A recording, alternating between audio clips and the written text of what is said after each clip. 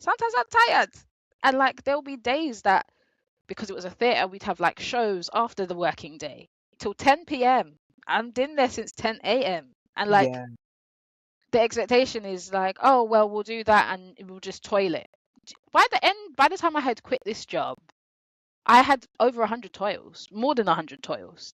But it wasn't because I was just in hyperfocus and not checking my own time blindness. No, it was because actually the whole culture of the environment was that everyone was expected to work more, and especially the brown bodies there, because if you didn't, it would be a, oh, what's going on? Or suddenly the brown bodies in the space signed off on stress and they'd vanish for a short period of time, or they'd come in and they wasn't a right fit for the culture. Bearing in Mm. mind, because I was a manager, I had 6 months probation.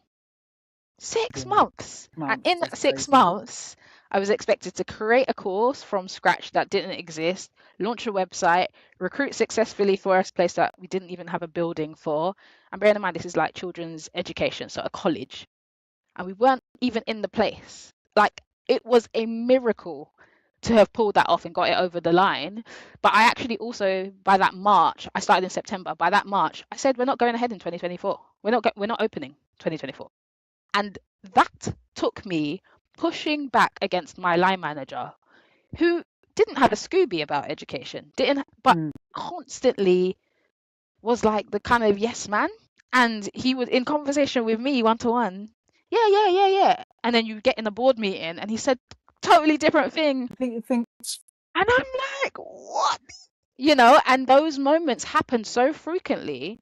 But I also didn't have any support systems in the venue. Even HR, which was a black woman at the time running the whole of HR is to work for the organization. So, Yep. like, it's a dangerous middle of like, you know, you're looking for familiarity and support systems, but a lot of the time, you know, we're facing rejection sensitivity, we're facing microaggressions, we're facing a really unhealthy, unsustainable environment for our bodies. So like you're starting to eat less, you're starting to kind of cram meals in between because you know the expectation is you're doing more and that's normalized.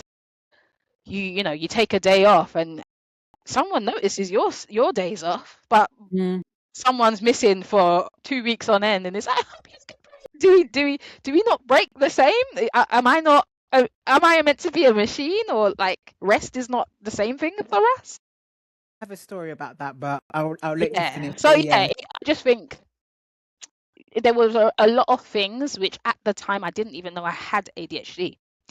And it was the environment actually that I became disabled by, because by the time I got home, I couldn't cook, I couldn't laundry, I couldn't, like all the things. And I've had a portfolio career since I was 17.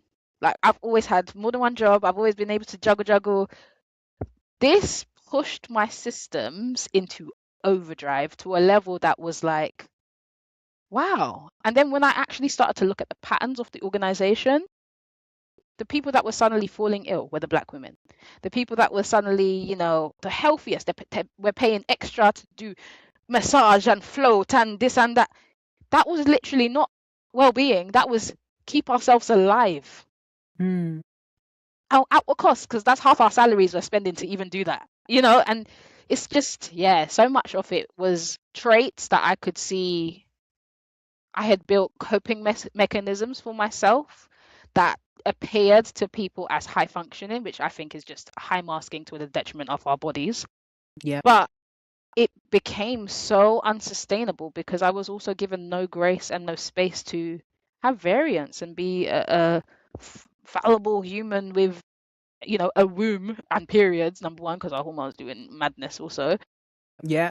And that just wasn't the space I was given. And that really made me make a hard decision. And actually, I ended up quitting that job before the school even opened in 2025. Wow.